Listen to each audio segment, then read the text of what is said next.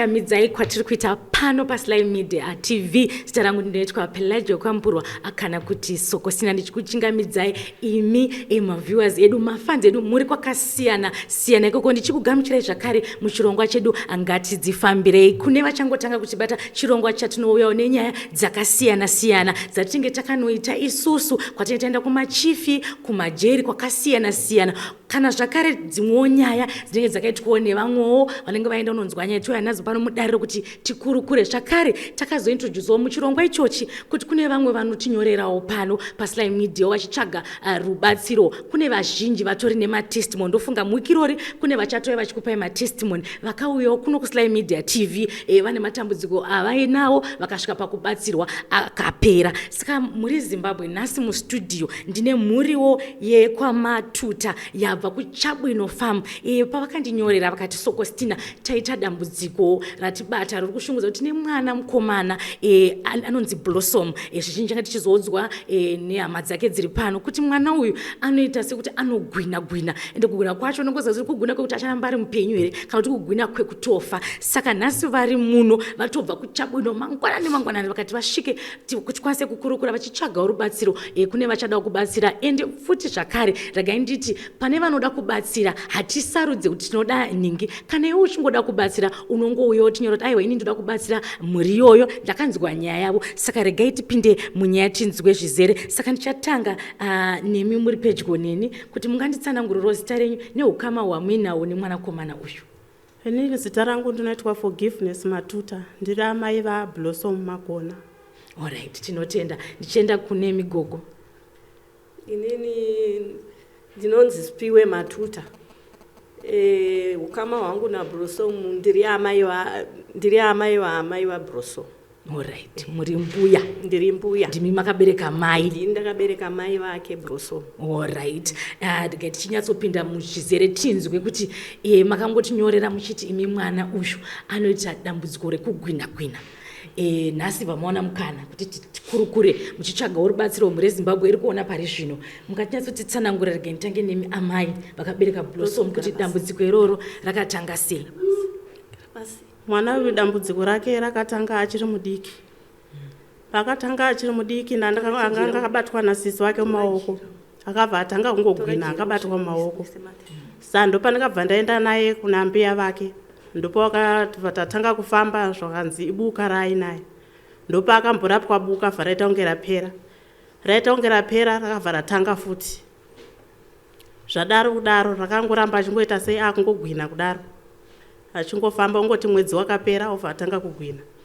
Vatazofambawo zvakanzi harichazibuka atova nepfari. Ndopa takatanga kufamba naye achirapwa chipfari. Saka pfari dziya dzakaramba kupera. Tomboendawo kumaprofita ombonziwo mwana uyu nofunga pane vari kutomushandisa, asi kuti zvibatsirike zvokuramba kupera. Akambobatsirwa nemaprofita zvinomboita kunge zvapera, asi zvotanga futi. Mwana uyu akamboenda muchipatara aine 4 months akaitwa operation. Aitwa operation akaiswa buri pazasi peguvhu rekuita naro weti.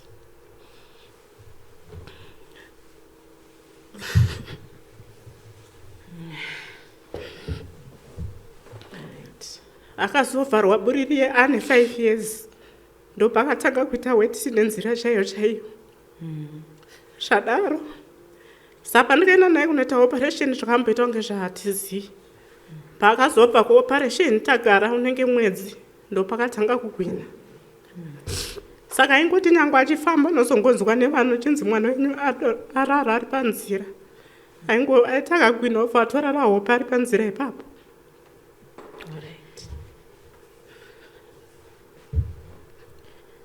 Zvadaro saka kugwina uku iko zvino kwakumbata akarara. Pesa apa anenge achitotamba plus anorota, anoita zvekurota zvezvi. Akatotara kuti mama ndarota ndichidonha.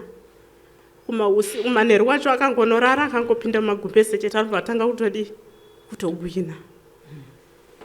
Ipapa kuti tizoya nhasi musi wesandi akanditi mama ini ndarota ndiri kuchipatara ndichirwara ndichinzi mwana uyu atadza kuenda kuchikoro uri musi wesandi.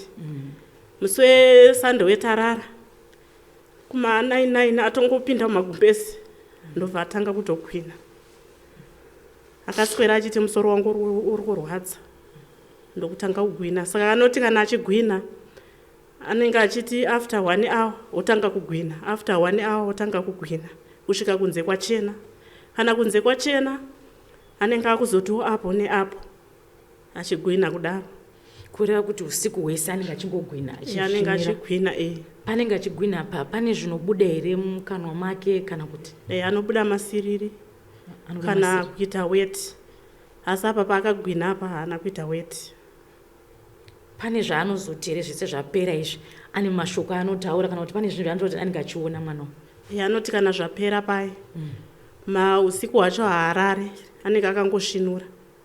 Sapa asingarare pai anobva atanga kuvhunduka achiti pane zvandiri kuona, achingoti icho tomubvunza kuti chiiko, anenge achingoti icho. Kana kuti achibata miri wake kuti anga ari kurumwa, achingobata miri wake uyo achichema, ozotanga kutaura kuti muda kundiurayirei?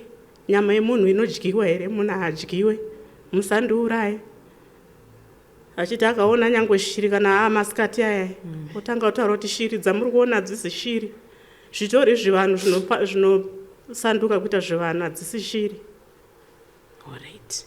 Zvanenge achitsanangura. Imi mune pamuviri pake Blossom, pane here zvakamboitika mune pamuviri pake? Ini ndine pamuviri pake ndichiri kurangarira kuti kana pandainge ndakarara ndiri ndega baba wacho wasipo. Sapai ndaiti ndoifuga mosquito net, paiuya chinhu chopinda. Saka inini ndaitovhunduka ndiri kuhope, chinhu chiye ndobva ndachinzwa, ndobva ndatanga kuskrima ndiri mumosquito net mwemwe. Saka chinhu chiye chaitorovera umu ndichitonzwa kuti chinhu chakatosimba, harisi gonzo asi kuti chitori chinhu chandiri kutonzwa kuti chinhu chakasimba. Ndotanga kuskrima pai ndichirovera pandinobatidza light handichione, kana kunzwa kuti chaenda neapa kana kuti chinongonzwa ngoti zii. Chaida kukurwisa here kana kuti? Handizive pamwe kuskrima kwandaita here ndichitendera kuti kana kuti chaida kutsvaga pekubuda napo here kana kuti chinenge chitori nezvachaita handitozivi. Hamutozivi. Imi nababa waBlossom muchiri pamwe chete? Saka tikada kuziva amai vaBlossom kuti imimi mune vana vangani? Ndine vana 3. Alright. Blossom ndizvo ari wechinambani? Blossom ndewechinamba 2. Saka pavana venyu vese pane umwe here akamboita dambudziko seri kuitwa naBlossom here? Hapana. Hapana. Pane pamataura kuti mune pamuviri wake pane zvinhu zvaimboita sekuti zvaiuya chikurwisai. Zvakare pane zvimwe zvekuti unotonzwa kamunhu anogona kungotaura kana mamwe mashoko kuti unotadza kunzwa kuti zvinoreva. Maimbosangana nazvo here? Inini panga ndine pamuviri paBlossom pana mbuya vaiti vakandiona vanotanga kuti imimi ndima amwene vangu chaiwo chaiwo, mutora amwene vangu imimi. Saka zvaindinetsa kuti kuamai ava vari kundindira amwene pakuita sei, nekuti mwana wangu wekutanga musikana.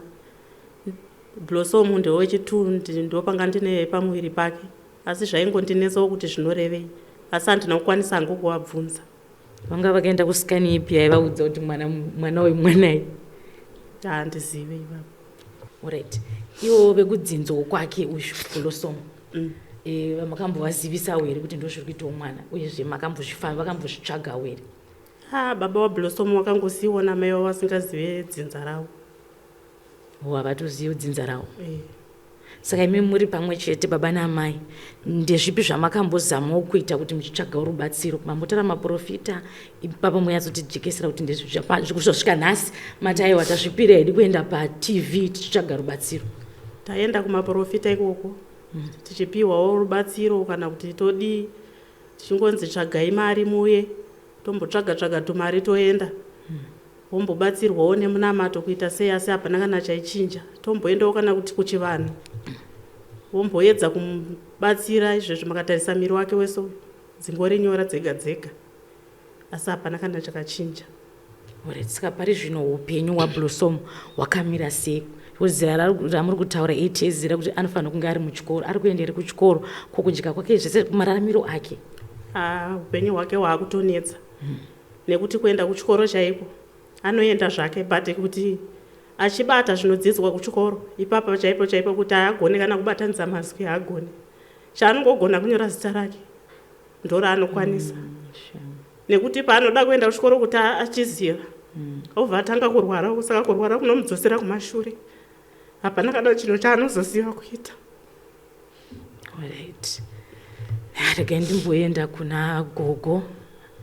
Gogo, tiri kunzwa nyaya iri kutsanangurwa pano upenyu hwemuzukuru wenyu.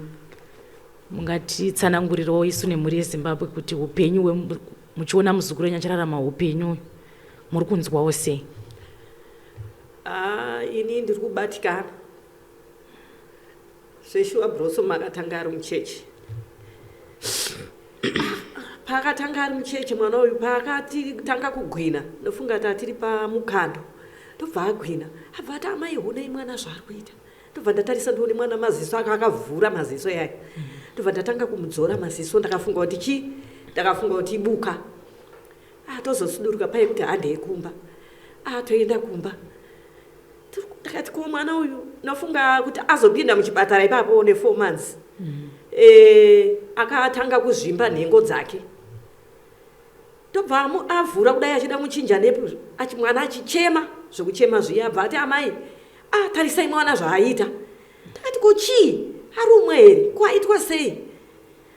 Takashupika nguva iyoyo, titoona mwana watova urwere. Kusvikira mwana kutonzi kuenda kuchipatara zvakanzi tendai Harare straight Parere Nyatwa.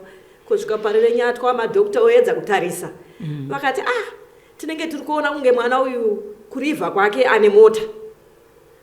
Ndobva azochinjwa Parere Nyatwa, ndobva vamuendesa kugomo. Aendeswa kugomo kuye ndobva atariswa zvekare nemadhokta. Ndokuona kuti aiwa haana mota kuriva, asi itsvo dzake dzakazvimba. Akagara muchipatara ari kugomo kui. Ndopavakazotora nhengirikini kuti aise mvura neparutivi. Vakati kuti tumuise chubhu azviita achiri mwana mudiki, anongopota achirasana ipapo. Zvechiwa akagara muchipatara, agara muchipatara ndobva vazomuburitsa. Zvakanzi chiendai kumba, mwana anenge anani, mune muchizodzoka kureview. Odzoka kumba zvechiwa ipota wachienda. Mwana akazogara, zvakange zvaakuda kutombonetsa kuti achidzorerwa kuti achinyatsoita mvura nepanhengo yake. Takambozama-zama, takazama-zama. Kusvikira vakazokwanisa kuti dhokta kuti aiwa ndachiuya mwana ndimugadziri. Ndobva agadzirwa, aiwa akutoita nenzvimbo yake mwana zvakanaka.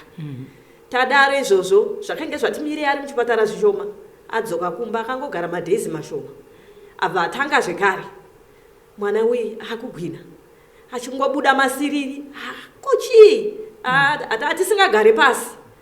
Tichingofamba, takaenda mumaprofiti, takaenda kun'anga, ndofunga nzvimbo dzakawanda takafamba.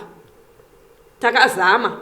Kwese kwana Chihota, Mazowe, kwana Bhora, kwese tichifamba nenyaya yemwana uyu. Pasina zororo. Kumwe kwaunongoenda kungonotsveta mari, yauri kuudzwa yacho iyo kuti tiri kuda mari yakati, hatichadzokera. Yatasiya iyo yatosara. Tongodzokera kumba, ko tichaiwana rini mari yekubatanidza kuti tione nhamba yekuti mwana aende kunorapwa zvaramba. Kusvikira nanhasi mwana uyu anogwina zvokuti ndinobatikana kuti saizi iyi mwana uyu kuchikoro chaiko haaendi. Izvozvi mwedzi wakati uchibuda kukari kadiki-diki adonha mwana kuchikoro hapana kuenda. Amuka mazuva mashoma haadye. Kana achidaro izvozvo anoita 3 days akarara kudya hapana. Nhasi tadaro izvozvo ndiri kuona mwedzi wapapa adonha futi. Izvo ane 3 days ipapo. Kana kuti izvozvo yatondere kana kuti aziye zvaanenge achiita ipo pai hapana. Saka ndatambura. Nenyaya yeBlossom ndashubika. Unyatsoona kuti mwana wangu chokwadi, mwana uyu izvi dambudziko irori riri kukonzereswa nei ndadambudzika. Ndiri kunyatsoshaya kuti riri kubva pai. Kuti harirapike here mese matikuenda maprofiti, baba vacho vanombotorawo vachimboendawo kumapasita kuno kuHarare, vachimbodii kwese kudomboshawa uko vanomboenda naye. Asi iyi zvaramba. Pamwe tinombovamba tese, asi zvaramba. Inyaya inorwadza. Mai vaBlossom, kuti uzvishingise tipedze interview ndizvo. Takusvika panguva yekuti iwewo uchitaura nemhuri yeZimbabwe. Ndofunga zvimwe zvese zvataurwa nagogo nemwe bvudzi yandinayo vaipindura. Kuti utaure nemhuri yeZimbabwe, rubatsiro rwauri kuda iwewe. pana Blossom. ini chandokumbira mhuri yeZimbabwe ndiri kukumbirawo kubatsirwa pamwana wangu. Ndatambudzika. Chandokumbira rubatsiro nekuti makandiona ndauya pano kudai haisi nyore. Ino yakuti ndatenderera ndaneta. Chandongokumbira kuti Blossom angoone upenyu hwakanaka kukura kwake. Angoraramawo sezvinoita vamwe vana. Agowana upenyu hwakanaka mukurarama kwake. Angave mapasta kana kuti angava anasekuru vechivanhu. Handizive kana kuti zviri kuda madhokotera. Ndashaya kuziva kuti ndingabatsirike sei. Saka ndinongokumbirawo mhuri yeZimbabwe ndiri kukumbirawo rubatsiro kuti mundibatsirewo pana Blossom. Gogo Blossom, mashoko ekupedzisira ari pamwoyo wenyu mungada kutaura nemhuri yeZimbabwe pamusoro pemuzukuru wenyu? Ini ndikukumbira kumhuri yeZimbabwe. Ndiri gogo waBlossom, ndatambura. Kukumbirawo kubatsirwa azvipirawo hake kuti ndoda kubatsira mwana uyu. Ndine ndichingomurumbidzwa kwaariwo kuti unenge waita hako. Ndashupika nenyaya yaBlossom kana vachivanhu kana mapasta vanongoona kuti vangarikwanisa dambudziko iri. Ndikungokumbirawo kubatsirwa. Tinotenda mazvita. Mhuri yeZimbabwe ndiyo mhuri yatanga tinayo muno. Muri kuona kuti vane shungu zvinorwadza. Uri mubereki kana wabereka mwana wako une zvaunenge uchishuwirawo, asi unotoona kuti zvandiri kushuwira zviya zvinogona kuendera pasina. Saka vari kutsvagawo rubatsiro kuti Blossom ane makore 8 years akwanisewo kurapwa. Achizoti chirwere chake ndechechivanhu here kana chikuda medical here, asi mwana anotambudzwa nekuti anongotanga kugwina oita sekuti haachazive zvaari kuita. Saka mhuri iyoyi yauyawo pano paSly Media TV ichitsvaga rubatsiro. Kune vachada kubatsira mhuri iyoyi, namba dzavo ndidzodzo dziri paskrini, kana kuti munogona kubata namba dzangu dziripo zvakare paskrini ipapo. Until we meet next time, mhuri yeZimbabwe musara zvakanaka, ndatenda.